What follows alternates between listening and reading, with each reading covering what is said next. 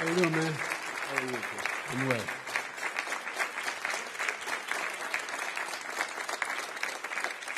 Gentlemen, a lot of people have been waiting for this night, so let's get going. Our first subject is the Supreme Court. President Trump, you nominated Amy Coney Barrett over the weekend to succeed the late Ruth Bader Ginsburg on the court. You say the Constitution is clear about your obligation and the Senate's to consider a nominee to the court.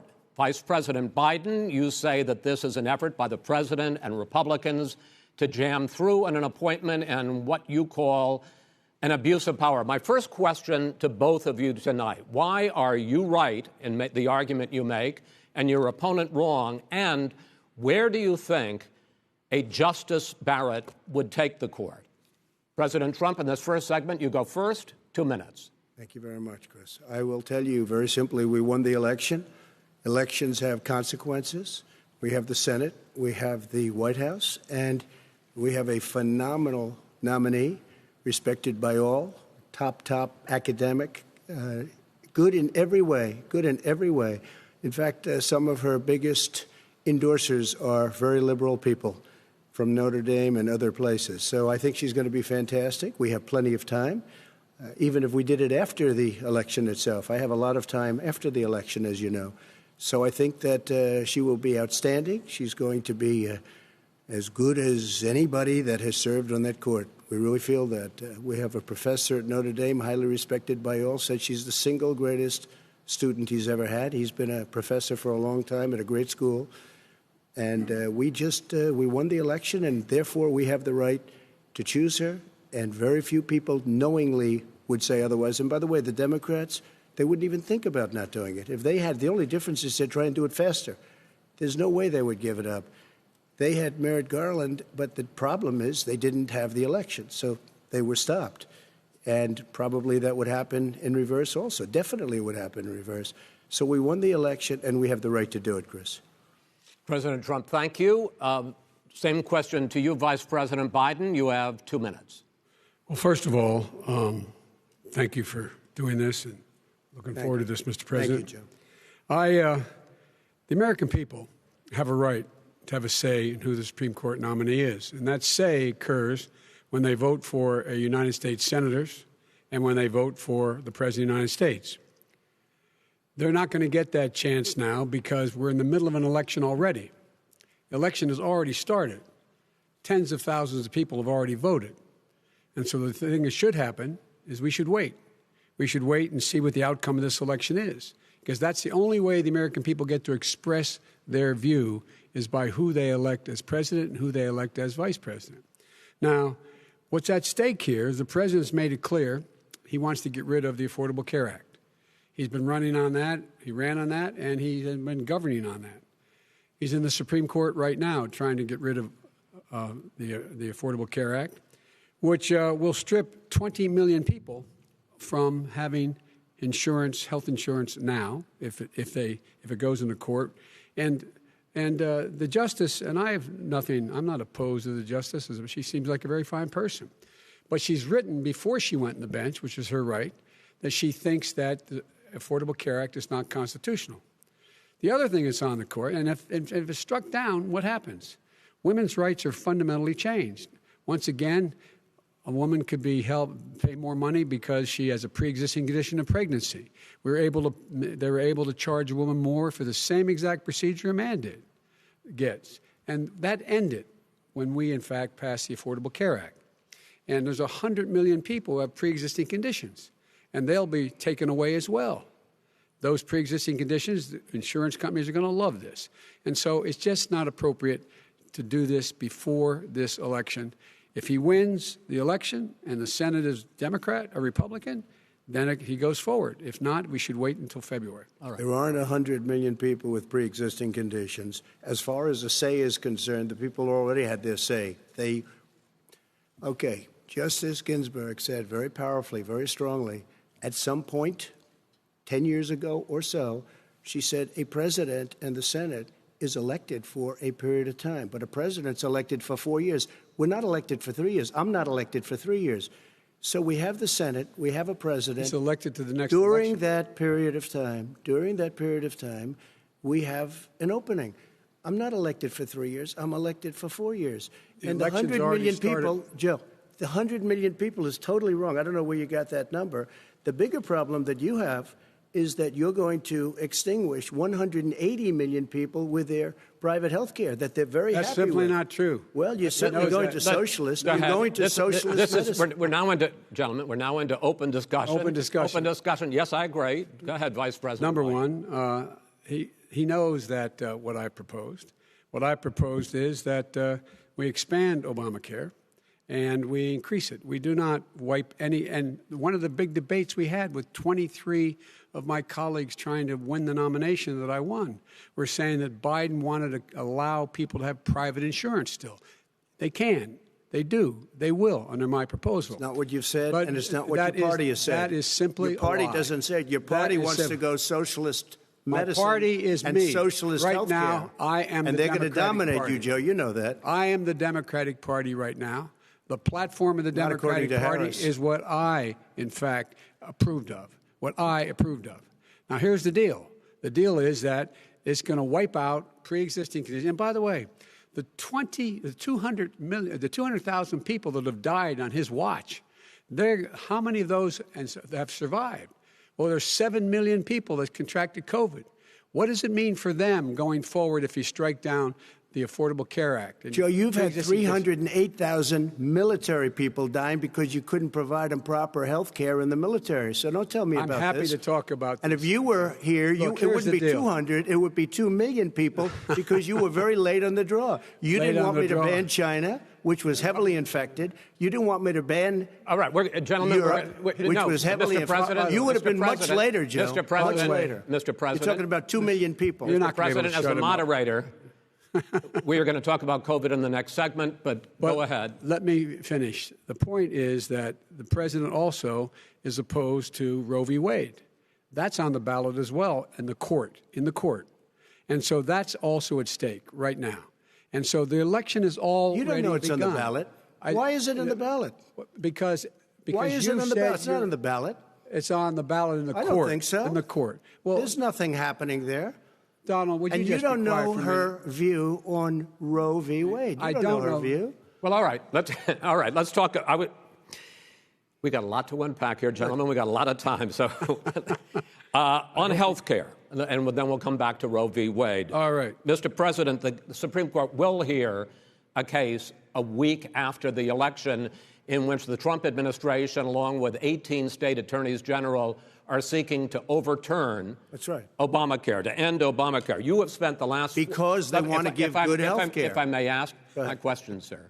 Good health care. Over the last 4 years, you have promised to repeal and replace Obamacare, but you have never in these 4 years come up with a plan, a comprehensive plan to replace Obamacare. Of course I have.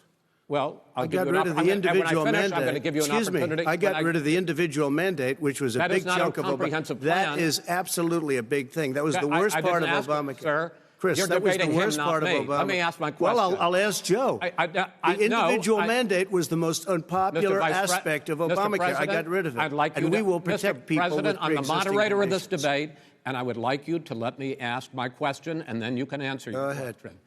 You, in the course of these 4 years, have never come up with a comprehensive plan to replace Obamacare. And just this last Thursday, you signed a largely symbolic executive order to protect people with pre-existing conditions 5 days before this debate. So my question, sir, is what is the Trump health care plan? Fine. Well, first of all, I guess I'm debating you, not him, but that's okay. I'm not surprised. Let me just tell you something, that there's nothing symbolic. I'm cutting drug prices. I'm going with favored nations, which no president has the courage to do because you're going against Big Pharma. Drug prices will be coming down 80 or 90%. You could have done it during your 47-year period in government, but you didn't do it. Nobody's done it. So we're cutting health care. All of the things that we've done, insulin. I give you an example, insulin. It was destroying families, destroying people because I'm getting it for so cheap It's like water, you want to know the truth. So cheap. Take a look at all of the drugs what we're doing, prescription drug prices. We're going to allow our governors now to go to other countries to buy drugs because they pay just a tiny fraction. As I say, this is open discussion. No, let me ask you about, this is big stuff. Sir, you'll be happy. I'm about to pick up on one of your points to ask the vice president, which is he points out that you would like to add a public option to Obamacare, and yes. The argument that he makes and other Republicans make is that that is going to end private insurance. It is and not. Well, if I can ask you the question, it will not end. What your party says, by the way. It will end private insurance and create a government takeover of health care. It does not. It's only for those people who are so poor they qualify for Medicaid. They can get that free in most states, except governors who want to deny people who are poor Medicaid. Anyone who qualifies for Medicare Medicaid would automatically be enrolled in the public option. The vast majority of the American people would still not be in that option, number one. Joe, you agreed with Bernie Sanders, who's far left, on the manifesto, we call it, and that gives you socialized medicine. Look, hey, Are you saying I'm not you going to didn't listen to agree? him. The fact of the matter is, I beat Bernie Sanders. Not by much. I beat him a whole hell of a lot. I'm here standing facing you, old buddy. Pocahontas would have left 2 days early. You would have lost every primary. All he knows how to on do Super is hurt. Tuesday. You got very lucky. Here's the deal. I got very lucky. I'm going to get very lucky tonight as well. And tonight I'm going to make sure, because here's the deal. Here's the deal. The fact is that everything he's saying so far is simply a lie. I'm not here to call out his lies. Everybody knows he's a liar. But you I just want to make sure. Joe, you're the liar. I want to make sure. Graduated last in your class, not first in your class. I want to make Mr. sure. Mr. President, can you let him finish, sir? No, he doesn't know how to do that. He has, You'd be surprised. You pick You'd be surprised. the wrong guy, the wrong night at the wrong time. Listen, you agreed with Here's the Bernie deal. Sanders to the The manifesto. whole idea. Let him. There is no manifesto, number Please one. let him speak, Mr. Number President. two. You just lost the left. Number two. You just lost the left. You agreed with Bernie Sanders on a plan folks, that's absolutely folks, agreed do you have to, any and under that idea plan, what you have this clown's socialized, doing? They call it Mr. Do you Mr. have any President. socialized medicine. Mr. Well, President. I tell you what, he is not for any help for people needing health care. Because he, in fact, already has cost 10 million people their health care that they had from their employers because of his recession. Number one. Number two, there are 20 million people getting health care through Obamacare now that he wants to take it away. He won't ever look you in the eye and say that's what he wants to do. Take it away. No, I want to give them better health care at a much lower price because by the way, Obamacare he doesn't is know no how. good. He doesn't know how I've to do already that. fixed it. He has never I've offered already a plan. fixed it to an extent. He has Obamacare, never done a as single you might thing. know, but probably don't. Gentlemen, you realize if you're both speaking at the same time, and it's too expensive. Let the president go ahead, sir. Obamacare is no good. We made it better, and I had a choice to make very early on. We took away the individual mandate. We guarantee pre-existing conditions, but took away the individual mandate. Listen, this is the way it is. And that destroyed that. They shouldn't even call it Obamacare. Then I had a choice to make. Do I let my people run it really well or badly? Yeah. If I run it badly, they'll probably blame him, but they'll blame me. But more importantly, I want to help people, okay? I said, you got to run it so well. That's what he's and I just had a meeting with them. They said, the problem is no matter how well you run Obamacare, it's a disaster. It's too expensive. Okay. Premiums are too high, and it doesn't work. So we do want to get rid of it. Chris, we want to get rid of it. I understand it, sir, but I have to give you roughly equal time. Good. Please let the vice president talk. Good. He has no plan for health care. Of course we do. He sends out wishful thinking. He has executive orders that have no power. He hasn't lowered drug costs for anybody. He's been promising a health care plan since he got elected. He has none, like almost everything else he talks about. He does not have a plan. He doesn't have a plan.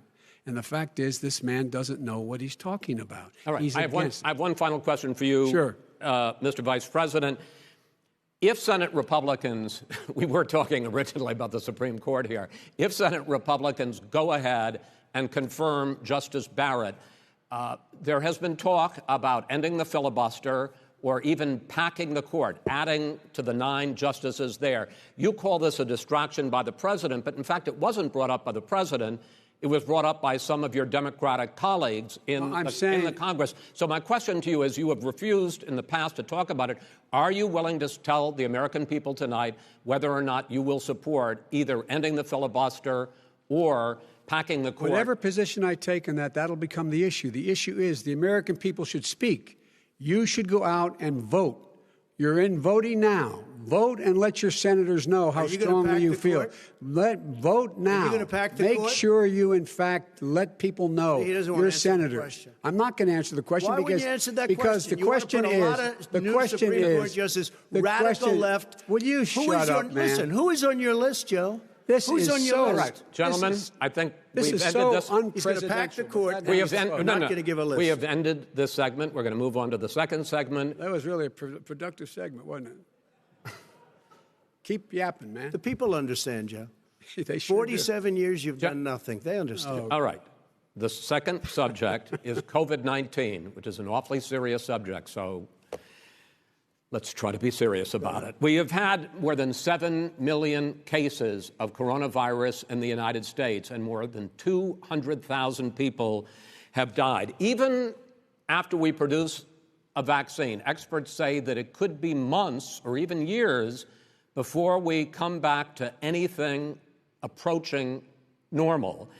My question for both of you is, based on what you have said and done so far and what you have said you would do starting in 2021, why should the American people trust you more than your opponent to deal with this public health crisis going forward? In this case, the question goes to you first, sir. 2 minutes uninterrupted.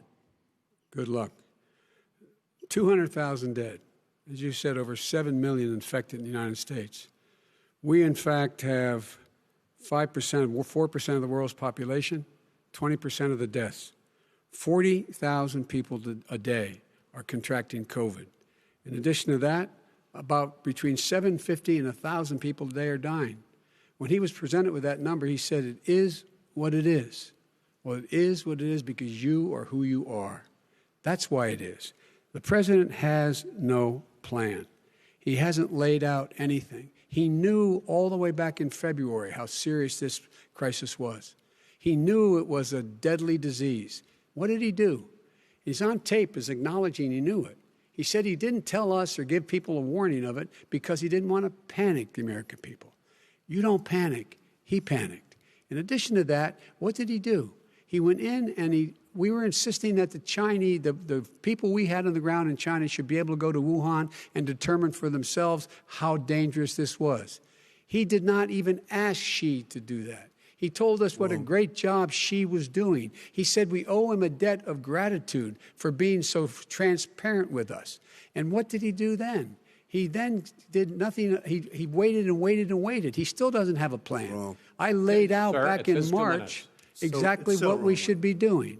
And I laid out again in July what we should be doing. We should be providing all the protective gear possible. We should be providing the money the House has passed in order to be able to go out and get people the help they need to keep their businesses open schools that cost a lot of money. You should get out of your bunker and get out of the sand trap and get in your golf course and go in the Oval Office and bring together the Democrats and Republicans and fund what needs to be done now to save lives. So if we would have listened to you... You have 2 minutes, sir. If we would have listened to you, the country would have been left wide open. Millions of people would have died, not 200,000, and one person is too much. It's China's fault. It should have never happened. They stopped it from going in, but it was China's fault. And by the way, when you talk about numbers, you don't know how many people died in China. You don't know how many people died in Russia. You don't know how many people died in India. They don't exactly give you a straight count, just so you understand. But if you look at what we've done, I closed it, and you said he's xenophobic. He's a racist, and he's xenophobic because you didn't think I should have closed our country. Wait a minute. It says 2 minutes. You didn't think we should have closed our country because you thought it was terrible. You wouldn't have closed it for another 2 months. By my doing it early, in fact, Dr. Fauci said, President Trump saved thousands of lives. Many of your Democrat governors said, President Trump did a phenomenal job. We worked with the governor. Oh, really? Go take a look. The governors said I did a phenomenal job. Most of them said that. In fact, people that would not be necessarily on my side said that. President Trump did a phenomenal job. We did. We got the gowns. We got the masks. We made the ventilators. You wouldn't have made ventilators. And now we're weeks away from a vaccine. We're doing therapeutics already. Fewer people are dying when they get sick. Far fewer people are dying. We've done a great job. The only thing I haven't done a good job, and that's because of the fake news. No matter what you say to them, they give you bad press on it. It's just fake news. They give you good press. They give me bad press because that's the way it is, unfortunately. But let me just tell you something. I don't care. I've gotten used to it. But I'll tell you, Joe, you could never have done the job that we did. You don't have it in your blood. You could have never done that job. I know how to do the job. I know how to get the job Well, you done. didn't do very well in swine flu. H1N1, you were a disaster. Your own chief of staff said you were a disaster. 14,000 people died, not 200,000. There was no very- economic recession. Sir, you made a There was no lethal recession. disease, You made a by the way. point. Let him answer. And there was no one, we didn't shut down the economy. This is his economy he's shut down. The reason it's shut down is because, look, you folks at home, how many of you got up this morning and had an empty chair at the kitchen table because someone died of COVID? How many of you were in a situation where you lost your mom or dad and you couldn't even speak to them? You had a nurse holding a phone up so you could, in fact, say goodbye. You would have lost far more people. Far more people. You would have been And by the way, months late. your own, You were his months behind me, own Joe. CDC director says we could lose as many as another 200,000 people between now and the end of the year. And he held up. He said, if we just wear a mask, we can save half those numbers. Just a mask. And by the way, in terms of the whole notion of a vaccine, we're for a vaccine, but I don't trust him at all, nor do you. I know you don't. What we trust is a scientist. You don't we trust Dr. Johnson Fauci. & Johnson, Pfizer? Okay, by the way, gentlemen, let me move on to questions about the future, because you both have touched on two of the questions I'm going to ask. Focusing on the future first, President Trump, you have repeatedly either contradicted or been at odds with some of your government's own top scientists. The week before last, the head of the Centers for Disease Control, Dr. Redfield, said it would be summer before the vaccine would become generally available to the public. You said that he was confused and mistaken. Those were your two words. Yeah. But Dr. Slaoui, the head of your Operation Warp Speed, has said exactly the same thing. Are they both wrong? Well, I've spoken to the companies, and we can have it a lot sooner. It's a very political thing because people like this would rather make it political than save lives. God. It is a very political thing. I've spoken to Pfizer. I've spoken to all of the people that you have to speak to. We have great Moderna, Johnson & Johnson, and others. They can go faster than that by a lot. Become very political because the left, or I don't know if I call them left, I don't know what I call them. So you're suggesting that the head of your Operation Warp Speed, Dr. Slaoui? I disagree with him. Yeah, no, I disagree with both of them. And he didn't say that. He said it could be there, but it could also be much sooner. I had him in my office 2 days ago. He talked about the summer, sir, before it's generally available. Just like He Dr. said it's a Redfield. possibility that we'll have the answer before November 1st. It could also be I'm talking after about when it's that. generally available. Not Well, when we're it will going to be. deliver it right away. We have the military all set up. Logistically, they're all set up. We have our military that delivers soldiers, and they can do 200,000 a day. They're going to be this delivering is the the same vaccine. man It's who all told set you up. by Easter this would be gone away. By the warm weather, it'd be gone. Miraculous, like a miracle. And by the way, maybe you could inject some bleach in your arm, and that would take care of it. This is the same man. That was said sarcastically, you know that. That was said sarcastically. And so here's the deal. This man is talking about a vaccine. Every serious company is talking about maybe having a vaccine done by the end of the year. But the distribution of that vaccine will not occur until sometime beginning or the middle of next year to get it out, if we get the vaccine. And pray God we will. Pray God we will. Mr. Vice President, I want to pick up You'll have on the that. vaccine sooner I want to than pick that. up on this question, though. You say the public can trust the scientists, but they can't trust President Trump. In fact, you said that again tonight. Your running mate, Senator Harris, goes further, saying the public health experts, quote, will be muzzled, will be suppressed. Given the fact that polls already show that people are concerned about the vaccine and are reluctant to take it, are you and your running mate, Senator Harris, contributing to that fear? No more than the question you just asked him. You pointed out.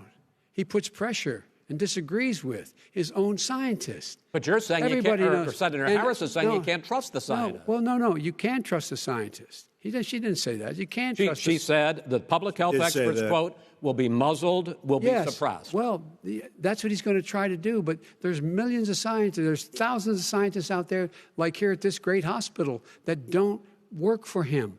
Their job doesn't depend on him. That's not. They're the people. And by the way, I spoke to the scientists that are in charge. By the way, they will have the vaccine very soon. Let him finish. Do you believe for a moment what he's telling you in light of all the lies he's told you about the whole issue relating to COVID? He still hasn't even acknowledged that he knew this was happening, knew how dangerous it was going to be back in February, and he didn't even tell you. He's on record as saying it. He panicked or he just looked at the stock market, one of the two, because guess what? A lot of people died, and a lot more are going to die unless he gets a lot smarter, a lot quicker. Mr. President? Did you use the word smart? So you said you went to Delaware State, but you forgot the name of your college. You didn't go to Delaware State. You graduated either the lowest or almost the lowest in your class. Don't ever use the word smart with me. Don't ever use that word. Oh, give me a break. Because you know what? There's nothing smart about you, Joe. 47 years, you've done nothing. Let's have this debate. And if you would have had, let me just tell you something, Joe. No, if you would have had the charge of what I was put through, I had to close the greatest economy in the history of our country. And by the way, now it's being built again. See, and we're going to get to the economy in the next segment, sir. Okay. It's going up fast. Okay. When it comes to how the virus has been handled so far, the two of you have taken very different approaches, and this is going to affect how the virus is handled going forward by whichever of you ends up becoming the next president. I want to quickly go through several of those. Reopenings. Vice President Biden, you have been much more reluctant than President Trump about reopening the economy and schools. Why, sir? Because he doesn't have a plan. If I were running, I'd know what the plan is. You've got to provide these businesses the ability to have the money to be able to reopen with the PPE as well as with the sanitation they need. You have to provide them plastic. Tell that to Nancy Pelosi. Well, he's just shush for a minute. Tell it to Nancy Pelosi and Schumer. By the way, Chuck. Nancy Pelosi and Schumer, they have a plan. He won't even meet with them. The Republicans won't meet with the Senate. And he sits on his golf course. And literally, think about it. You probably play more than I do, Joe. What about this question of reopenings and the fact? Well, he wants to shut down this country, and I want to keep it open. And we did a great thing by shutting it down. Wait a minute, Joe. Let me shut you down for a second, Joe, just for 1 second. He wants to shut down the country. We just went through it. We had to because we didn't know anything about the disease. Now we found that elderly people with heart problems and diabetes and different problems are very, very vulnerable. We learned a lot. Young children aren't. Even younger people aren't. We've learned a lot. But he wants to shut it down. More people will be hurt by continuing. If you look at Pennsylvania, if you look at certain states that have been shut down, they have Democrat governors all. One of the reasons they're shut down is because they want to keep it shut down until after the election on November 3rd. I want to move on to another because subject. It's a political But those states are not doing well that are shut down right now. Respond to that. President Trump, you have begun to increasingly question the effectiveness of masks as a disease preventer. And in fact, recently you have cited the issue of waiters touching their masks and touching plates. Are you questioning the efficacy of masks? You have to understand, if you look, I have a mask right here. I put a mask on, when I think I need it. Tonight, as an example, everybody's had a test, and you've had social distancing and all of the things that you have to. But I wear masks when needed. When needed, I wear masks. Okay, let me ask. I don't wear masks like him. Every time you see him, he's got a mask. He could be speaking 200 feet away from it, he shows up with the biggest mask I've ever seen. I will say this. Vice President Biden, go ahead, sir. Look, the way to open businesses is give them the wherewithal to be able to open. We provided money. But I was asking you, sir, about masks. Well, masks make a big difference. His own head of the CDC said if we just wore masks between now, everybody wore masks in social distance between now and January, we'd probably save up to 100,000 lives.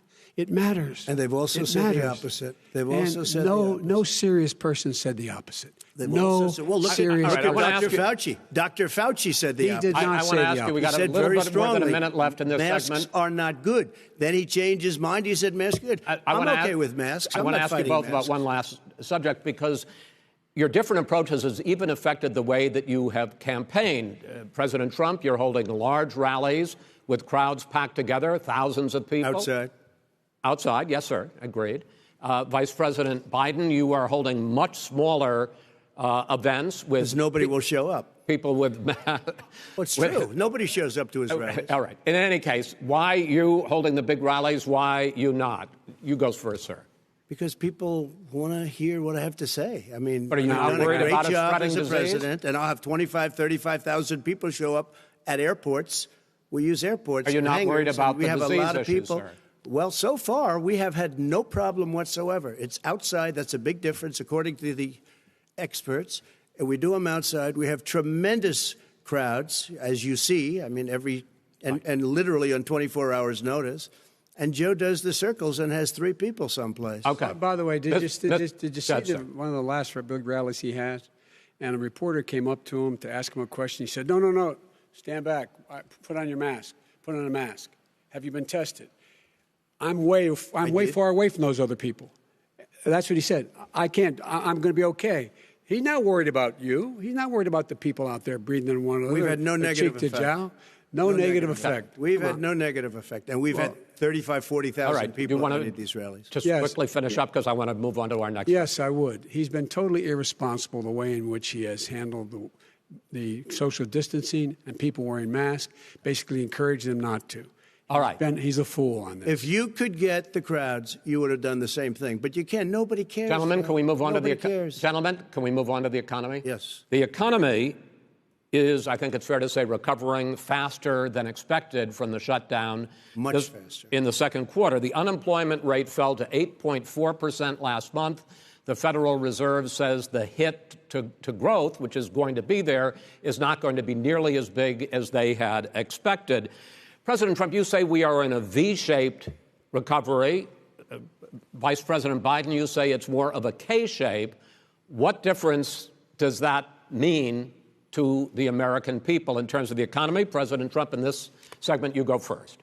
So we built the greatest economy in history. We closed it down because of the China plague. When the plague came in, we closed it down, which was very hard psychologically to do. He didn't think we should close it down, and he was wrong. And again, 2 million people would be dead now. Instead of still 204,000 people is too much. One person is too much. Should have never happened from China. But what happened is we closed it down, and now we're reopening, and we're doing record business.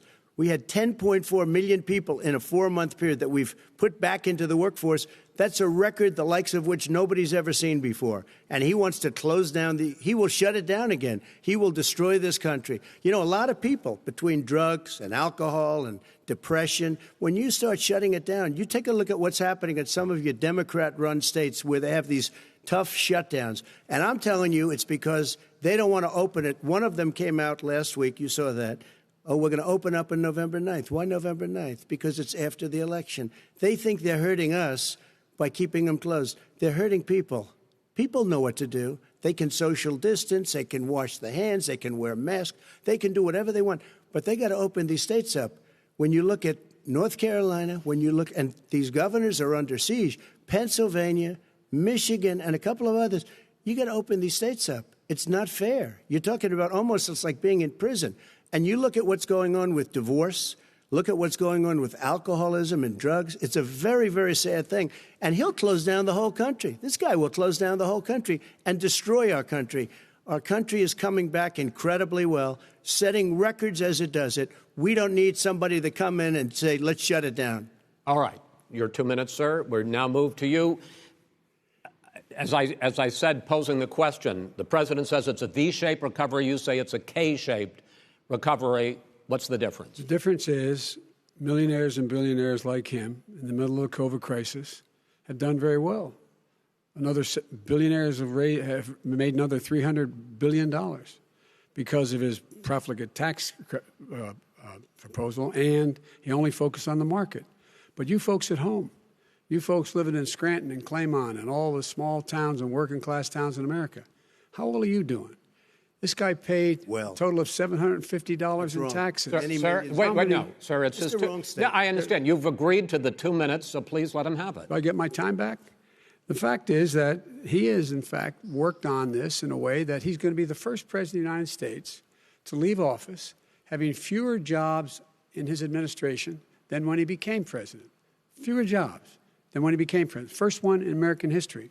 Secondly, the people who have lost their jobs are those people who have been on the front lines, those people who have been saving our lives, those people who have been out there dying, people who've been putting themselves in the way to make sure that we could all try to make it. And the idea that he is insisting that we go forward and open when you have almost half the states in America with a significant increase in COVID deaths and COVID cases in the United States of America. And he wants to open it up more. Why does he want to open it up? Why doesn't he take care of the American? You can't fix the economy until you fix the COVID crisis. And he has no intention of doing anything about making it better for you all at home in terms of your health and your safety. Schools. Why aren't schools open? Because it costs a lot of money to open them safely. You know, they were going to give, his administration was going to give the teachers and school students masks. And then they decided, no, couldn't do that because it's not a national emergency. Not a national emergency. They've done nothing to help small businesses. Nothing. They're closing. 1 in 6 is now gone. He ought to get on the job and take care of the needs of the American people so we can open safely. All right. Your time is up, sir. Well, we are going to get to... I have to respond to that. Well, you both had 2 minutes, sir. Excuse me, he made a statement.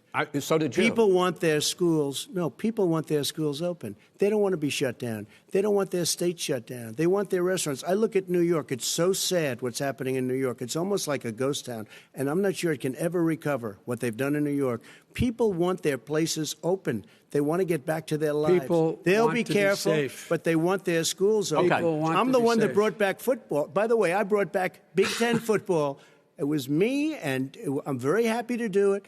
And all right, people of Ohio are very proud of me. And you know how I found out? When he took gentlemen, a phony we're going to ad. get to your economic plans going forward in a moment. But first, Mr. President, as you well know, there's a new report that in 2016, the year you were elected president, and 2017, your first year as president, that you paid $750 a year in federal income tax each of those years. I know that you pay a lot of other taxes, but I'm asking you the specific question. Is it true that you paid $750 in federal income taxes each of those 2 years? I paid millions of dollars in taxes, millions of dollars of income tax. And let me just tell you, there was a story in one of the papers. Show us your tax I paid $38 million 1 year. I paid $27 million. Show us your tax returns. I went... you'll see it as soon as it's finished. You'll see it. You know, if you want to go to the Board of Elections. There's a 118-page or so report that says everything I have, every bank I have, I'm totally under-leveraged because the assets are extremely good, and we have a very, I built a great company. I'm asking you a specific question, which is... But let me tell you... I understand all of that. I understand all of that. No, Mr. President. Go ahead. I'm asking you a question. Will you tell us how much you paid in federal income taxes in 2016 and 2017? Millions of dollars. You paid millions of dollars? Millions of dollars, So yes. not $750? Millions of dollars, and you'll get to see it. And you'll get to see it. But let me just tell you, Chris, let me just tell you something, that it was the tax laws. I don't want to pay tax. Before I came here, I was a private developer. I was a private business people. Like every other private person, unless they're stupid, they go through the laws, and that's what it is. He passed a tax bill that gave us all these privileges for depreciation and for tax credits. We build a building and we get tax credits, like the hotel on Pennsylvania Avenue. You get a massive, which, by the way, was given to me by the Obama administration, if you can believe that. Now, the man got fired right after that happened. But Vice President Biden, you want to respond? Yeah, I do want to respond. Look, the tax code that made him put him in a position that he pays less tax than a school teacher makes on the money a school teacher makes is because of him he says he's smart because he can take advantage of the tax code. And he does take advantage of the tax code. That's why I'm going to eliminate the Trump tax cuts. And I'm going to eliminate those tax cuts and make sure that we invest in the people who, in fact, need the help. people out there need help. But why didn't you do it over the last 25 years? Because you weren't president. Because you weren't president screwing things up. You were a senator. And You're by the way, worst you were president America has ever had. Hey, Come Joe, on. let me just tell you, Joe. I've done more in 47 months. I've done more than you've done in 47 years, Joe. We've done things that you never even thought of doing, including fixing the broken military that you gave me, including taking care of your vets. Mr. President, we're talking about the economy. I'd like to ask you about your plans going forward because, Mr. Vice President, your economic plan, if you were to be elected president, focuses a lot on big government, big taxes, big spending. I want to focus first on the taxes. You propose more than $4 trillion over a decade in new taxes on individuals making more than $400,000 a year and on corporations. President Trump says that that kind of an increase in taxes is going to hurt the economy as it's just coming out of a recession. Well, just take a look at what as the analysis done by Wall Street firms points out that my economic plan would create 7 million more jobs than his in 4 years, number one. And number two, it would create an additional $1 trillion in economic growth because it would be about buying American. That we're going to make this federal government spend $600 billion a year on everything from ships to steel to buildings and the like. And under my proposal, we're going to make sure that every penny of that has to be made by a company. But respectfully, sir, I'm talking about taxes, not spending. By the way, I'm going to eliminate a significant number of the tax. I'm going to make the corporate tax 28%. It shouldn't be 21%. You have 91 companies, in the Fortune 500, who don't pay a single penny in tax, making billions of dollars. Why didn't you do it before when you were vice president with Obama? Because you, in fact, passed that. That was your tax proposal. I got it done. And you know what happened? Yeah, you got it done. Our economy boomed like it's never boomed. The economy is busted. Mr. President, let me pick up on that. You would continue your free market approach, lower taxes, more deregulation, correct? Not lower taxes for American people. Excuse me. But in Obama's, you talk about the economy booming, it turns out that in Obama's final 3 years as president, more jobs were created, 1.5 million more jobs than in the first 3 years of your presidency. They had the slowest recovery economic recovery since 1929. It was the slowest recovery. Also, they took over something that was down here. All you had to do is turn on the lights and you pick up a lot. But they had the slowest economic recovery since 1929. Let me tell you about the stock market. When the stock market goes up, that means jobs. It also means 401ks. If you got in, if you ever became president with your ideas, you want to terminate my taxes, I'll tell you what, you'll lose half of the companies that have poured in here will leave, and plenty of companies that are already here, they'll leave for other places. They will leave, and you will have a depression, the likes of which you've never seen. Look, we inherited the worst recession short of a depression in American history. I was asked to bring it back. We were able to have an economic recovery that created the jobs you're talking about. We handed him a booming economy. He blew it. It wasn't booming. He blew it. It wasn't booming. It was the weakest recovery since 1929. Is it fair to say he blew it when there was record low unemployment before COVID? Yeah, but because what he did, even before COVID, manufacturing went in the hole. Excuse me, Chris. Wait. Number two. Chris. Number three. They said it would take. No, you're on number two. No. Chris. They said it would take a miracle to bring back manufacturing. I brought back 700,000 jobs. They brought back nothing. They gave up on manufacturing. Part of my standard fare. I'm the guy that brought back the automobile industry. All right, let him We brought back, I was asked to bring back Chrysler and General Motors. We brought them back right here in the state of Ohio and Michigan. He blew it. They're gone. He blew it. And in fact, they're going. Ohio had the best year it's ever had last year. Michigan had the best year they've ever had. That is not Many true. car companies came in from Germany, from Japan, went to Michigan, went to Ohio. They're not having that. And they didn't come in with you. Mr. Vice President, go ahead. And so you take a look at what he's actually done. He's done very little. His trade deals are the same way. He talks about these great trade deals. You know, he talks about the art of the deal. China's perfected the art of the steal. We have a higher deficit with China now than we did before. We have the highest trade deficit with Mexico. China ate your lunch, down 18%. China ate your lunch, Joe, and no wonder your son goes in and he takes out billions of dollars, to manage. He makes millions of dollars. And also, while we're at it, why is it, just out of curiosity, the mayor of Moscow's wife gave your son $3.5 million. What did he do to deserve it? What did he do with Burisma to deserve $183,000? You've asked your question, let him answer. None of that is true. Oh, really? He didn't get $3.5 million? Mr. President, Mr. President, please. Totally discredited.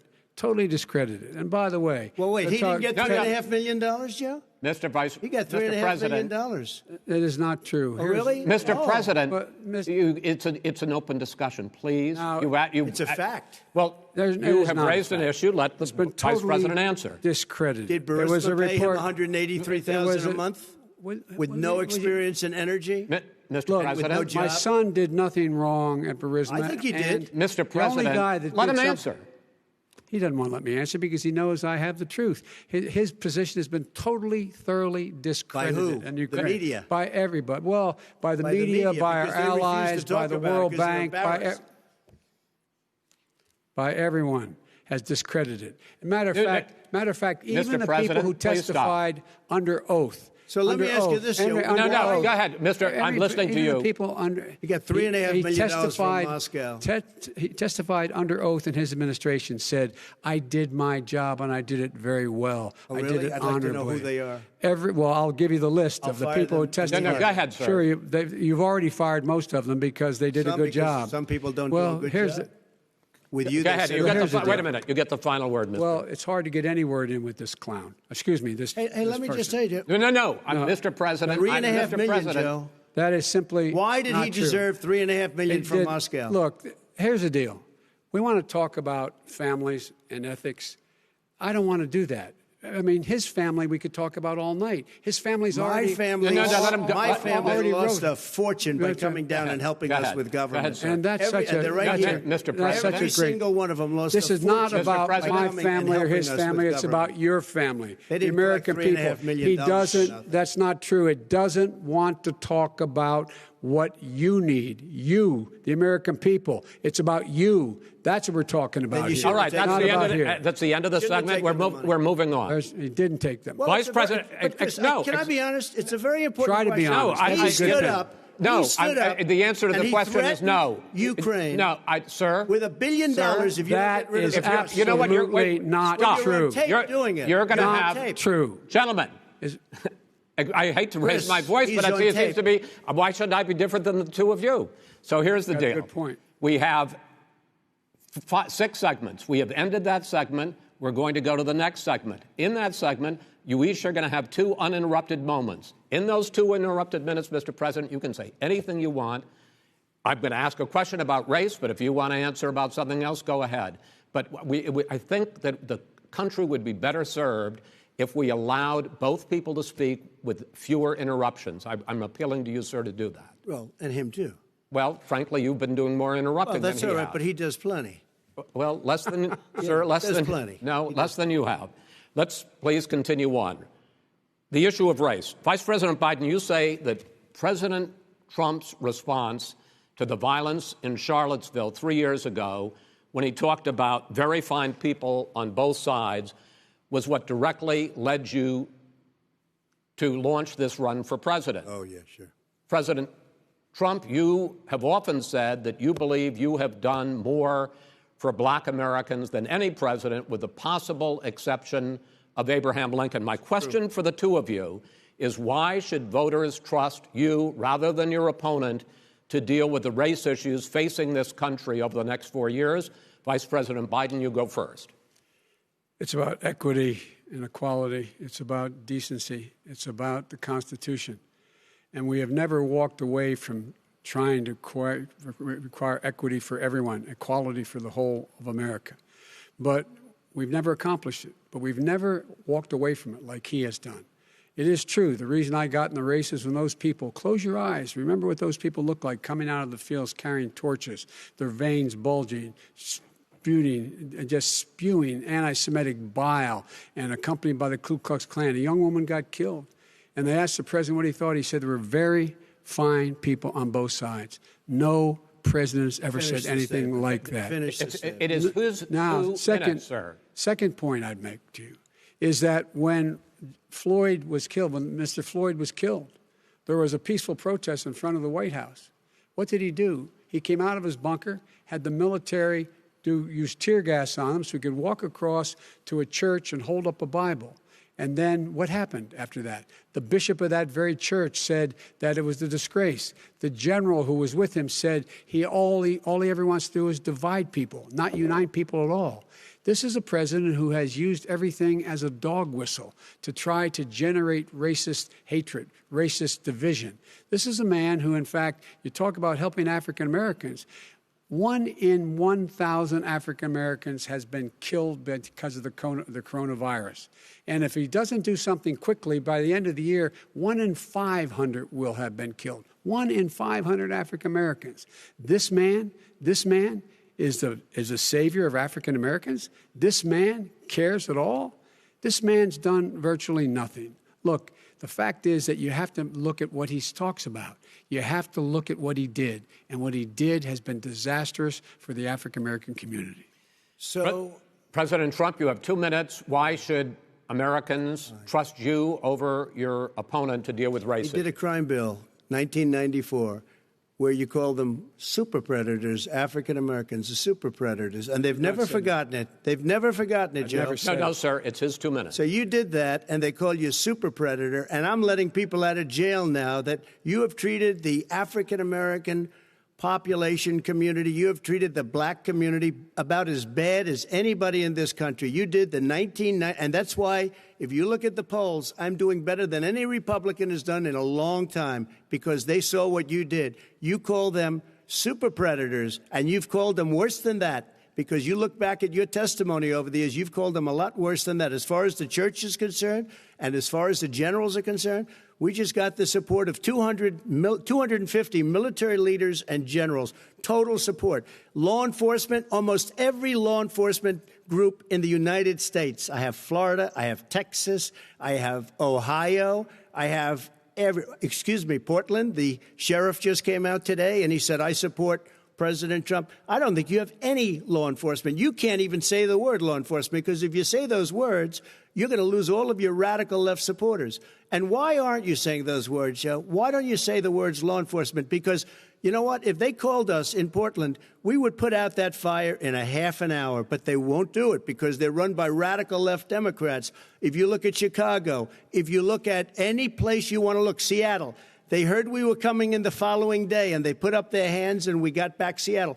Minneapolis, we got it back, Joe, because we believe in law and order, but you don't. The top 10 cities and just about the top 40 cities are run by Democrats and, in many cases, radical left. And they've got you wrapped around their finger, Joe, to a point where you don't want to say anything about law and order. And I'll tell you what, the people of this country want and demand law and order, and you're afraid to even say it. All right. I want to return to the question of race. Vice President Biden, after the grand jury in the Breonna Taylor case decided not to charge any of the police with homicide, you said it raises the question, quote, whether justice could be equally applied in America. Do you believe that there is a separate but unequal system of justice for blacks in this country? Yes, there is. There's systemic injustice in this country, in education and work and in law enforcement and the way in which it's enforced.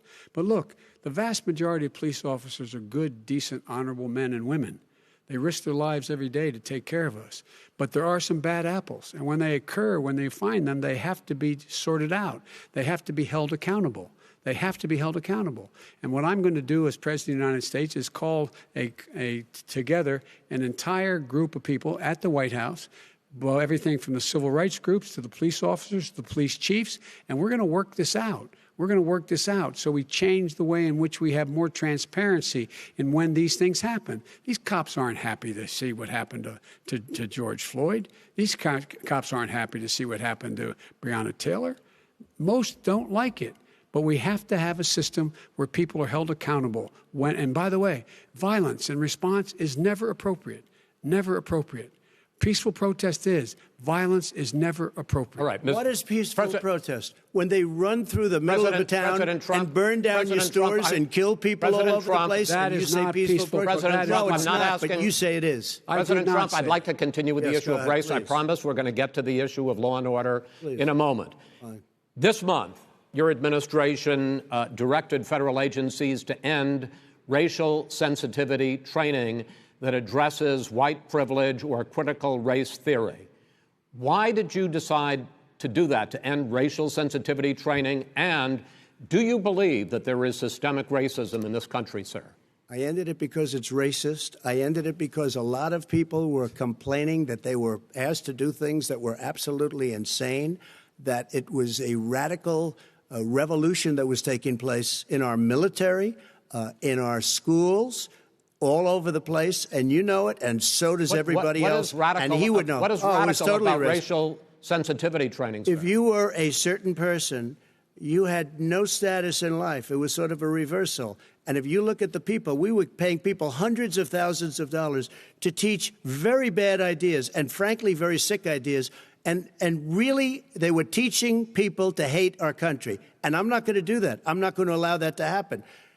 We have to go back to the core values of this country. They were teaching people that our country is a horrible place, it's a racist place, and they were teaching people to hate our country. And I'm not going to allow that to happen. Vice President Biden? Nobody's doing that. He's the racist. You just don't know. Here's the deal. I know a lot more about You this. don't than he know. does. Let him finish. The fact is that there is racial insensitivity. People have to be made aware of what other people feel like, what insults them, what is demeaning to them. It's important that people know they don't want to. Many people don't want to hurt other people's feelings, but it makes a big difference. It makes a gigantic difference in the way a child is able to grow up and have a sense of self-esteem. It's a little bit like how this guy and his friends look down on so many people. They look down their nose on people like Irish Catholics like me and grew up in Scranton. They look down on people who don't have money. They look down on people who are of a different faith. They look down on people who are a different color. In fact, we're all Americans. The only way we're going to bring this country together is bring everybody together. There's nothing we cannot do if we do it together. We can take this on and we can defeat racism in America. President Trump, sir. During the Obama-Biden administration, there was tremendous division. There was hatred. You look at Ferguson. You go to many places. Look at Oakland. Look what happened in Oakland. Look what happened in Baltimore. Look what happened. Frankly, it was more violent than what I'm even seeing now. Oh, my but Lord. the reason is that ridiculous. the Democrats that run these cities don't want to talk like you about law and order. Violent and you crime, still haven't mentioned. violent Are you crime. in favor of law and order? I'm in favor of law. You follow it. Are you in favor of law and order? Go yes, ahead, I'm say in it. favor. You asked a question, let him finish. Law and order. He loses Law left. and order. Let him answer. Law and order with justice, where people get treated fairly. Okay. And the fact of the matter is, violent crime went down 15% in our administration. All right. It's gone up on his watch. Went down much more in ours. All right, we're now. Mr. President, you're going to be Mr. President. Every record in the book. Mr. President, you're going to be very happy because we're now going to talk about law and order. Places we had trouble were Democratic-run cities. That's exactly my question. Democratic. There has been a dramatic increase in homicides in America this summer, particularly, and you often blame that on Democratic mayors and Democratic governors, but in fact, there have been equivalent spikes in Republican-led cities like Tulsa and Fort Worth. So the question is this really a party issue? I think it's a party issue. You can bring in a couple of examples, but if you look at Chicago, what's going on in Chicago, where 53 people were shot and 8 died, shot. If you look at New York, where it's going up like nobody's ever seen anything, the numbers are going up 100, 150, 200%. crime. Republican It is cities. crazy what's going on.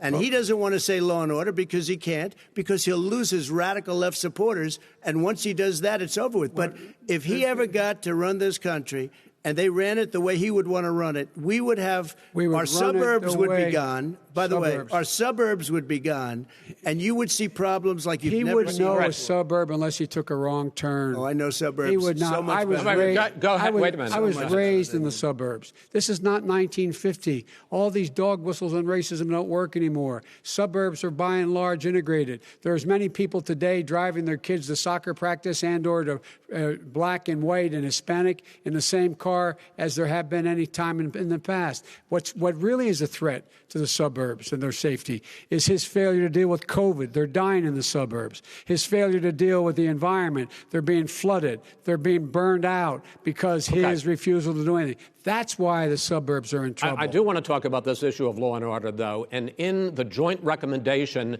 that came from the Biden-Bernie Sanders task force, you talked about, quote, reimagining policing. Yeah. First of all, what does reimagining policing mean, and do you support? It means. Let me, if I might finish the question. What does reimagining policing mean, and do you support the Black Lives Matter call for community control of policing? Look, what I support is the police having the opportunity to deal with the problems they face. And I'm totally opposed to defunding the police offices. As a matter of fact, local police, the only one defunding it, his budget calls for a $400 million cut in local law enforcement assistance. They need more assistance. They need, when they show up for a 9/11 call, to have someone with them as a psychologist or psychiatrist to keep them from having to use force and be able to talk people down. We have to have community policing like we had before, where the officers get to know the people in the communities. That's when crime went down. It didn't go up, it went down. And so we have to be engaged. That's not what they're talking about, Chris. That's not what they're talking about. He's talking about defunding the police. That is not true. He doesn't have any law support. Look, he has no law enforcement support. That's not true. Almost nothing. Look. Oh, really? Who do you have? Name one group that supports you. Name one group that came out and supported you. Go ahead. Look, think. We have time. We don't have time to do anything. No, think about it. folks, Name one law enforcement group that came out and supported gentlemen, you. I think I'm going to take back the There moderator's aren't. I don't role, think there are any. and I want to get to another subject, which is the issue of protests in many cities that have turned violent. In Portland, Oregon, especially, we had more than 100 straight days of protests, which I think you would agree. You talk about peaceful protests. Many of those turned into riots.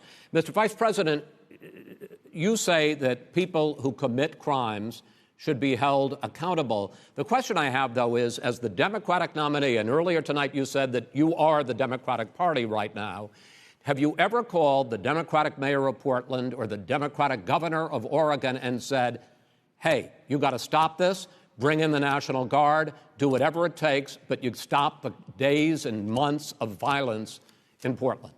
I don't hold public office now. I am a former vice president. I've made it clear in my public statements that the violence should be prosecuted. It should be prosecuted, and anyone who commits it. But you've never called for the people, the leader. Excuse me, sir. You have never called for the leaders in Portland and in Oregon to bring in the National Guard and knock off 100 days of riots. They can, in fact, take care of it if he just stay out of the way. Look here. Oh, really? Really? Here's the thing. I sent in the U.S. Marshals to get the killer of the young man in the middle of the street. They shot him, and for 3 days, President Trump, Portland wouldn't do anything. I had to send in the U.S. Marshals. They took care of business. Go ahead, sir. And by the way, his own former spokesperson said, riots and chaos and violence help his cause. That's what this is all about. I don't know who said that. I do. Who? I think Kellyanne Conway. I don't think she said that. She said that. And so here's the all right. But here's the point. The point is that's what he keeps trying to rile everything up. He doesn't want to calm things down. Instead of going in and talking to people and saying, let's get everybody together, figure out how to deal with this. What's he do? He just pours gasoline in the fire constantly, every single solitary time. And to end this, button up this segment. I'm going to give you a minute to answer, sir. You have repeatedly criticized. Wait, I have to answer his statement. No, you have his repeatedly. Statement. Wait, you have repeatedly. No, you've been talking back and forth. You made a statement. I'm asking you. I would love to end it. Sir. I would love to end it. And you know, if you want to switch seats. We could very quickly. We could do that, but I'd send in the National Guard. It would be over. There'd be no problem. Okay. But they don't want to accept the National Guard. You have repeatedly criticized the vice president for not specifically calling out Antifa and other left-wing extremist groups. But are you willing tonight to condemn white supremacists and militia groups and to say that they need to stand down and not add to the violence in a number of these cities, as we saw in Kenosha and as we've seen in Portland? Sure, are you I'm prepared to do specifically that, do it? Well, go ahead, sir. I would say almost everything I see is from the left wing, not from the right wing. So what are you saying? I'm willing to do anything. I want to see peace. Then do it, sir. Say it. Do it. Say it. Do you want to call him? What do you want to call him? Give me a name. Give me a white name. Supremacists and who would white you like me to condemn? White supremacists and right Proud militia. Boys, stand back and stand by. But I'll tell you what. Somebody's got to do something about Antifa and the left, because this is not a right-wing problem. This is a left-wing. FBI director This is a left-wing problem. White supremacists. Antifa's an idea, not an organization. Oh, you got to be not kidding. militia. That's what his FBI. FBI director Gentlemen, said. Well, then you know what? No, we're done, sir. We're moving on to the next. We're moving. When a bat hits you over the head, that's not an idea. Everybody Antifa in your is administration tells you the truth has a bad idea. Can I tell you what? You have no ideas. Antifa is a dangerous, all right, radical gentlemen, group. we're now moving on to the Trump and you ought to be Biden careful with records. them. They'll overthrow you. When a president, I'm going to ask a question. When the president seeks a second term, it is generally a referendum on his record. But Vice President Biden, you like to quote one of your dad's sayings, which is, don't compare me to the almighty, compare me to the alternative. And in this case, sir, you are the alternative.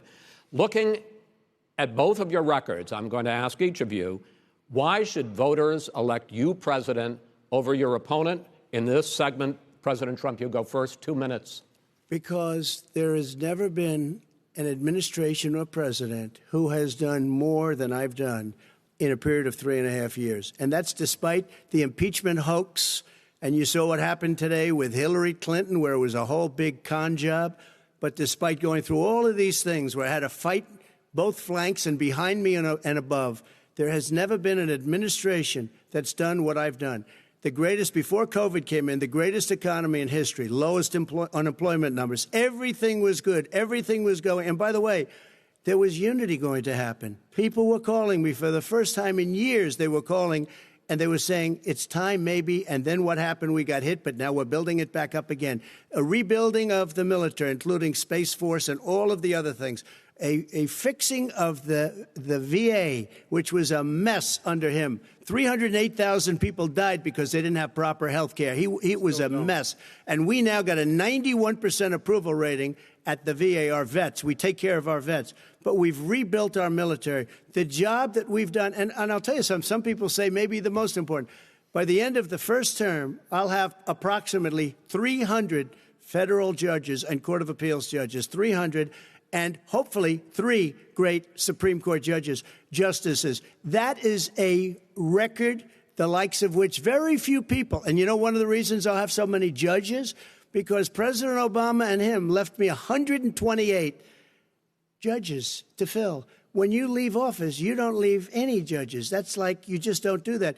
They left 128 openings, and if I were a member of his party, because they have a little different philosophy, I'd say if you left us 128 openings, you can't be a good president, you can't be a good vice president. But I want to thank you because it gives us almost, it'll probably be above that number by the end of this term. 300 judges. It's a record. Looking at both your records, why should voters elect you president as opposed to President Trump? You have 2 minutes uninterrupted. Under this president, we become weaker, sicker, poorer, more divided, and more violent. When I was vice president, we inherited a recession. I was asked to fix it. I did. We left him a booming economy, and he caused the recession. With regard to being weaker, The fact is that I've gone head-to-head with Putin and made it clear to him we're not going to take any of his stuff. He's Putin's puppy. He still refuses to even say anything to Putin about the bounty on the heads of American soldiers. Your son got $3.5 million. And by the way, my son... Wait a minute. Mr. President, your campaign agreed to both sides would get 2-minute answers uninterrupted. Well, your side agreed to it, and why don't you observe what your campaign agreed to as a ground rule, okay, sir? He never keeps his word. No, I'm not asking. That was a rhetorical question. Can you Go add ahead, back sir. 30 seconds? Yeah, Because- yes, okay. you may have. All right. Go ahead. So, thirdly, we're poor. The billionaires have gotten much more wealthy by a tune of over $300 to $400 billion more just since COVID. You in the home, you got less. You're in more trouble than you were before. In terms of being more violent, when we were in office, there were 15% less violence in America than there is today. He's president of the United States. It's on his watch. And with regard to more divided, the nation can't stay divided. We can't be this way. And speaking of my son, the way you talk about the military, the way you talk about them being losers and being and just being suckers. My son was in Iraq. He spent a year there. He got the Bronze Star. He got the Conspicuous Service Medal. He was not a loser. He was a patriot, and the people left behind there were heroes. Really? And I resent. Are you talking like about hell. Hunter? Are you talking about Hunter? I'm talking about my son, Beau Biden. You're talking about. I don't know Beau. I know Hunter. Yeah, Hunter you know got Beau. thrown. Hunter got thrown out of the military. He was thrown out, dishonorably discharged. That's not true. He For wasn't dishonorably cocaine use.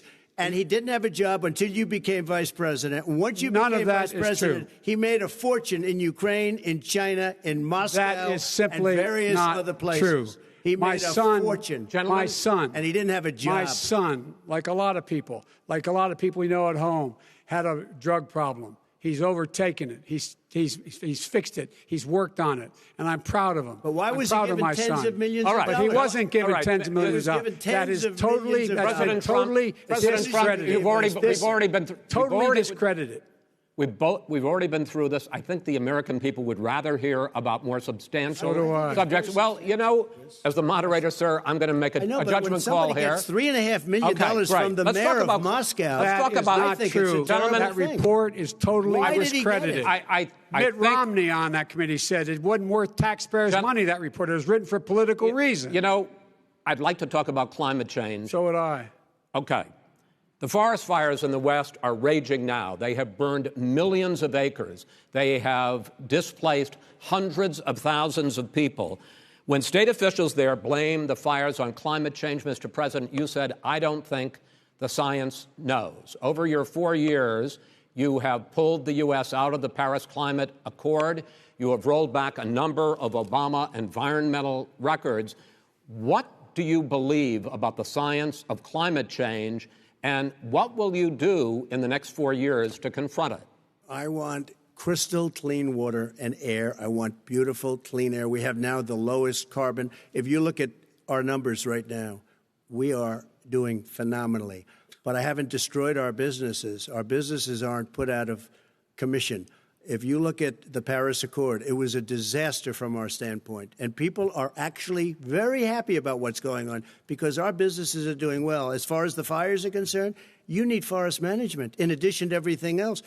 The forest floors are loaded up with trees, dead trees that are years old, and they're like tinder, and leaves and everything else. You drop a cigarette in there, the whole forest burns down. You've got to have forest management. What do you You've got to have cuts. What do you believe about the science of climate change, sir?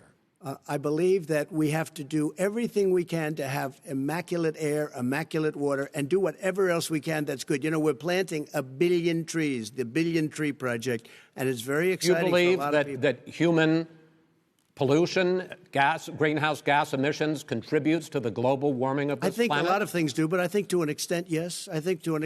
But I also think we have to do better management of our forests. Every year, I get the call, California's burning. California's burning. If that was cleaned, if you had forest management, good forest management, you wouldn't be getting those calls. You know, in Europe, they have forest cities. They're called forest cities. They maintain their forests. They manage their forests. I was with the head of a major country, It's a forest city. He said, sir, we have trees that are far more, they ignite much easier than California. There shouldn't be that problem. I spoke with the governor about it. I'm getting along very well with the governor. But I said, at some point, you can't every year have hundreds of thousands of acres of land just burned to the ground. But, sir, that's burning down because of a lack of management. But, sir, if you believe in the science of climate change, why have you rolled back the Obama Clean Power Plan, which limited carbon emissions in power plants? Why have you relaxed? Because it was driving energy prices through the sky. Why have you relaxed fuel economy standards that are going to create more pollution from cars and trucks? Well, not really, because what's happening is the car is much less expensive and it's a much safer car, and you're talking about a tiny difference. And then what would happen, because of the cost of the car, you would have at least double and triple the number of cars purchased. We have the old slugs out there that are 10, 12 years old. If you did that, the car would be safer. It would be much cheaper by $3,500. In the case of California, they've simply ignored No, but you would take a lot of cars rollback off the market because people would be able to afford a car. Now, and by the way, we're going to see how that turns out. But a lot of people agree with me, many people. The car has gotten so expensive because they have computers all over the place for an extra little bit of gasoline. And I'm okay with electric cars, too. I think I'm all for electric cars. I've given big incentives for electric cars. But what they've done in California is just crazy. Right. Vice President Biden, I'd like you to respond to the president's climate change record, but I also want to ask you about a concern. You proposed $2 trillion in green jobs. You talk about new limits, not abolishing, but new limits on fracking, ending the use of fossil fuels to generate electricity by 2035, and zero net emission of greenhouse gases by 2050. The president says a lot of these things would tank the economy and cost millions of jobs. He's absolutely wrong, number one. Number two, if in fact, during our administration, the Recovery Act, I was in charge, able to bring down the cost of renewable energy to cheaper than or as cheap as coal and gas and oil. Nobody's going to build another coal-fired plant in America. No one's going to build another oil-fired plant in America. They're going to move to renewable energy, number one. Number two, we're going to make sure that we are able to take the federal fleet and turn it into a fleet that's run on their electric vehicles. Making sure that we can do that, we're going to put 500,000 charging stations and all of the highways that we're going to be building in the future. We're going to build an economy that, in fact, is going to provide for the ability us to take 4 million buildings and make sure that they, in fact, are weatherized in a way that, in fact, they'll emit significantly less gas and oil because the heat will not be going out. There's so many things that we can do now to create thousands and thousands of jobs. We can get to net zero in terms of energy production by 2035. Not only not costing people jobs, creating millions of good paying jobs, not $15 an hour, but prevailing wage, by having a new infrastructure that, in fact, is green. And the first thing I will do, I will rejoin the Paris Accord. I will join the Paris Accord because with us out of it, look what's happening. It's all falling apart. And talk about someone who has no relationship with foreign policy. Brazil, the rainforests of Brazil are being torn down, are being ripped down. More carbon is absorbed in that rainforest than every bit of carbon that's emitted in the United States. Instead of doing something about that, I would be gathering up and making sure we had the countries of the world coming up with $20 billion and say, here's $20 billion. Stop tearing down the forest. And if you don't, then you're going to have significant economic consequences. What about the argument that President Trump basically says that you have to balance environmental interests and economic interests, and he's drawn his line? Well, he hadn't drawn a line. He still, for example, he wants to make sure that methane's not a problem. You can now emit more methane without it being a problem. Methane. This is a guy who says that you don't have to have mileage standards for automobiles that exist now. This is a guy who says that, well, the fact that it's all true. And here's the deal. He's talking about the Green New Deal, and it's not $2 billion or $20 billion, as you said. It's $100 trillion. I'm talking about where they want to rip down buildings for a minute, and then you can go. and rebuild the building. No, it's the that is dumbest, not- most that ridiculous. is not where the airplanes are out of minute, sir. business, That's where two-car systems are out, where they Not want true. to take out the cows too. Not That's true. not true either, right? Not this true. is a $100 Simply, trillion. look, That's more money than our that is- country could make in that is 100 simply years if we're not going. the case. All right, let me destroy our because I country. actually wait a minute, sir. I actually have studied your plan, and it includes upgrading 4 million buildings, weatherizing 2 million homes over 4 years, building 1.5 million energy-efficient homes. So the question becomes: the president is saying, I think some people who support the president would say that sounds like it's going to cost a lot of money and hurt the economy. What it's going to do is going to create thousands and millions of jobs, good-paying trillion. jobs. Let him finish, sir. He doesn't know how to do that. $100 They- billion. The fact is, it's going to create millions of good-paying jobs, and these tax incentives to people for people to weatherize, which he wants to get rid of. It's going to make the economy much safer. Look how much we're paying now to deal with the hurricanes. By the way, he has an answer for hurricanes. He said maybe we should drop a nuclear weapon on them. They may. I never said that. That's at all. he did say. You made it up. And here's the deal. You make up a lot of things. We are going to be in a position where we can create hard, good jobs by making sure the environment is clean and we all are in better shape. We spend billions of dollars now, on floods, hurricanes, rising seas. We're in real trouble. Look what's happened just in the Midwest with these storms that come through and wipe out entire sections and counties in Iowa. They didn't happen before. They're because of global warming. We make up 15% of the world's problem. But the rest of the world, we've got to get them to come along. That's why we have to get back into the Paris Accord. All right, gentlemen. Wait a minute, Chris. So why didn't he do it for 47 years? You were vice president. Why didn't you get the world? China sends up real dirt into the air. Russia does. India does. They all do. We're supposed to be good. And by the way, he made a couple of statements. The Green New Deal is $100 trillion. That is not not $20 my billion. plan. That's the Green you New want to Deal rebuild every is building. not my plan. You want to rebuild every. If he knew anything about, if he knew anything He made a about, statement about the military. He said I said something about the military. He and his friends made it up, and then they went with it. I never said it. Okay. That is what not he true. did Sir, is he you're done in said this segment. he called Mr. the military Vice President, stupid bastards. I and he did said not it on say tape. that. He said Mr. stupid Please, bastards. He not said sir, it. stop. I would never I say would that play to Stop. the military. Play it. Go ahead. You're Mr. on Vice tape. President answered his final question. The final question is, I can't remember which of all his rantings. was the final question. I'm having a little trouble myself, but and about the economy and about this question of what it's going to cost. The economy. I mean, the Green New Deal and the idea of what your the environmental Green New changes Deal, will do. The Green New Deal will pay for itself as we move forward. We're not going to build plants that, in fact, are great polluting plants. So do you We're going to support build the Green New Deal? Pardon me? Do you support that? No, I don't support the Green New Deal. You don't? Oh, well, that's a You big let- statement. I that support means you the just Biden- lost the radical left. I Done. support Oh, you the don't? Biden plan that I put forward. Okay. The Biden plan, which is different than what he calls the radical Green New Deal. All right, gentlemen, final segment, election integrity. As we meet tonight, millions of Americans are receiving mail-in ballots or going to vote early. How confident should we be that this will be a fair election, and what are you prepared to do over the next 5+ weeks, because it'll not only be to Election Day, but also counting some ballots, mail-in ballots after Election Day.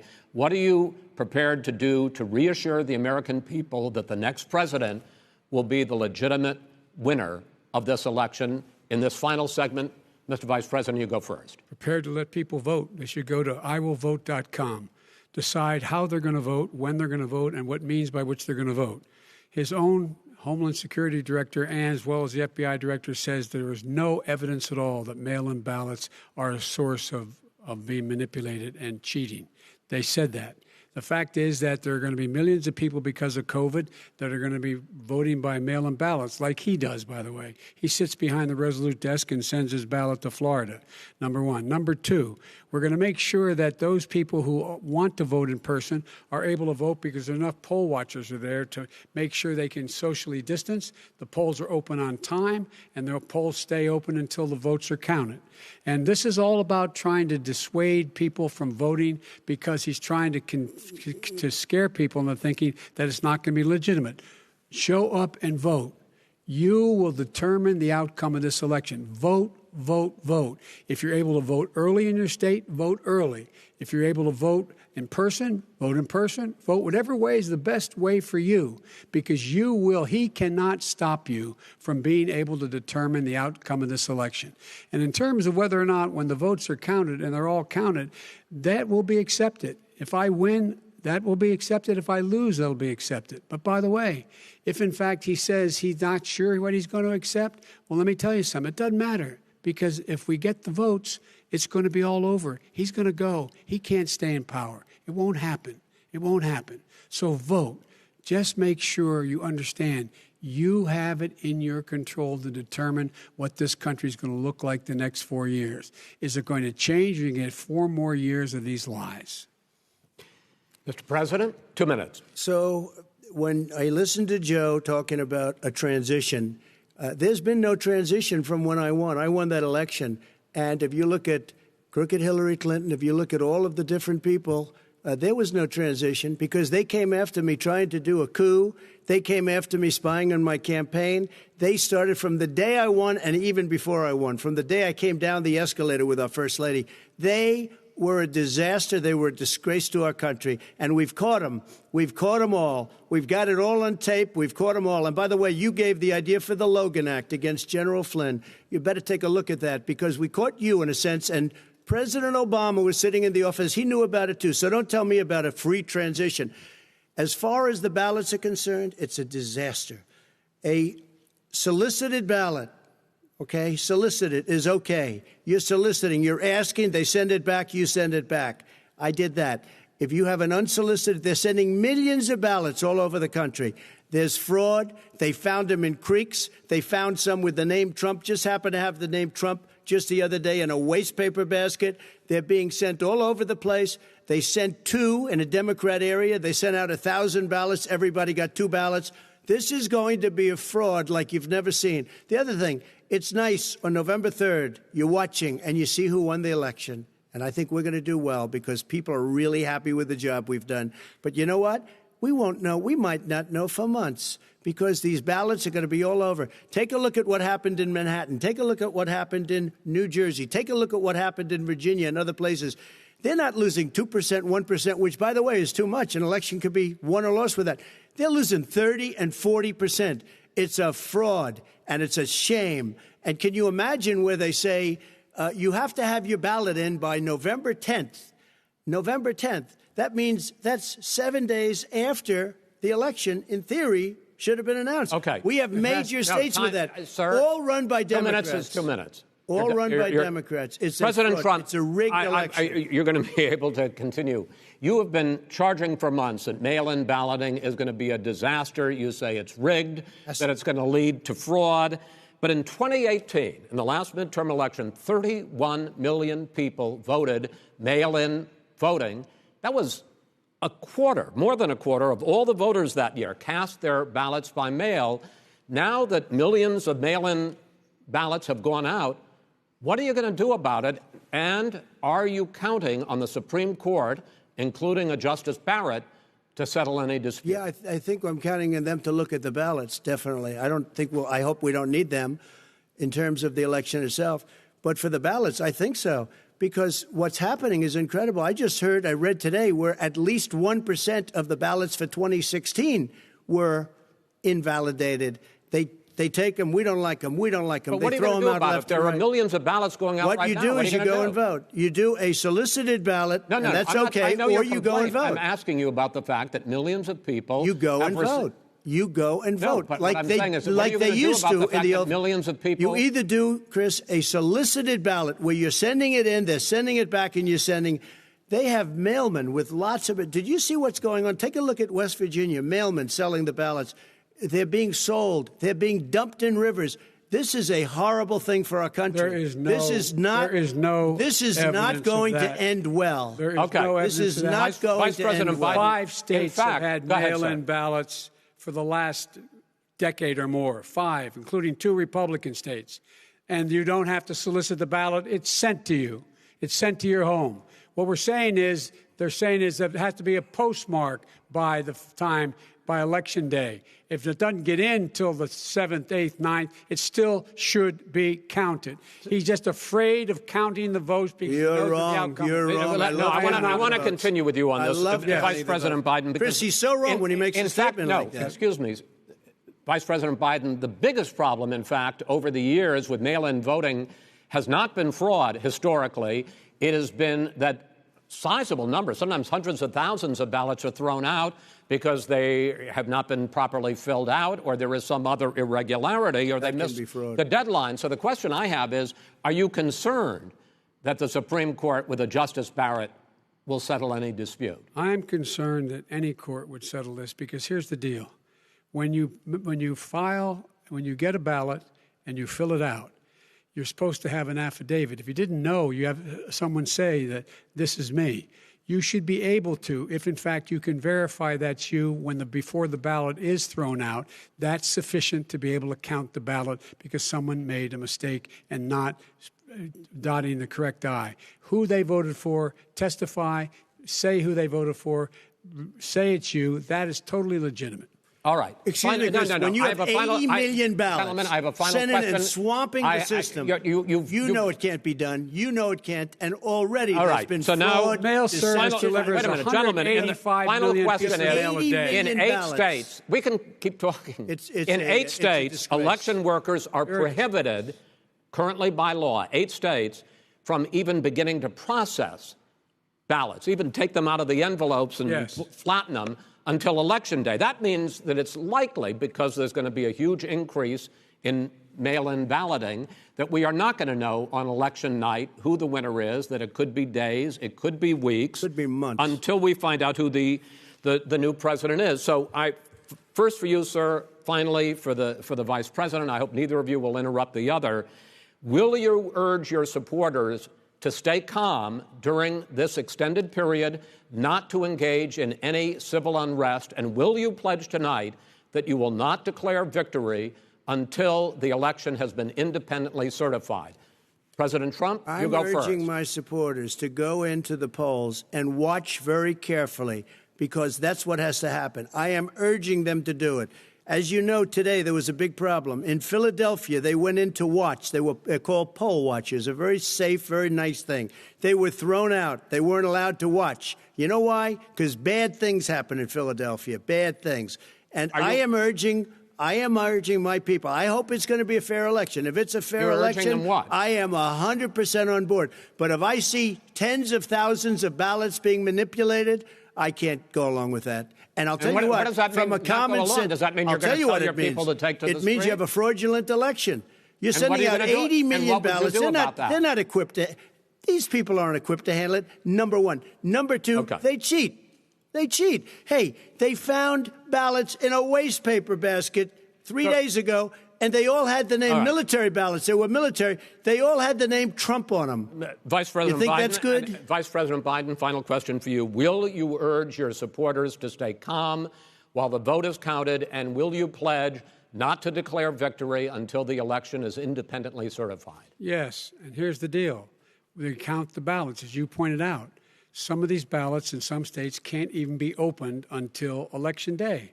And if there's thousands of ballots, it's going to take time to do it. And by the way, our military, they've been voting by ballots since the end of the Civil War, in effect. And that's what's going to happen. Why was it not? Why is it for them somehow not fraudulent? It's the same process.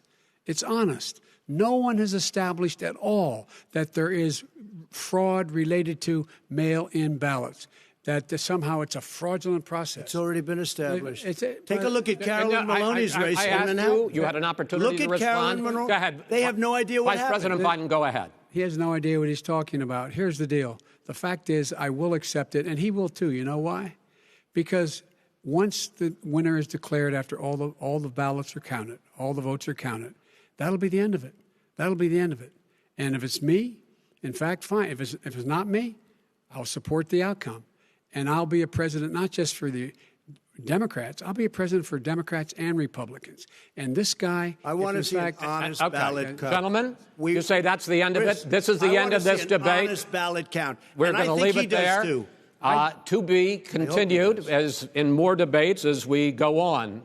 President Trump, Vice President Biden, it's been an interesting hour and a half. I want to thank you both for participating in the first of 3 debates that you have agreed to engage in. We want to thank Case Western Reserve University and the Cleveland Clinic for hosting this event. The next debate, sponsored by the Commission on Presidential Debates, will be 1 week from tomorrow, October 7th, at the University of Utah in Salt Lake City. The 2 vice presidential nominees, Vice President Mike Pence and Senator Kamala Harris, will debate at 9 p.m. Eastern that night. We hope you watch. Until then, thank you and good night.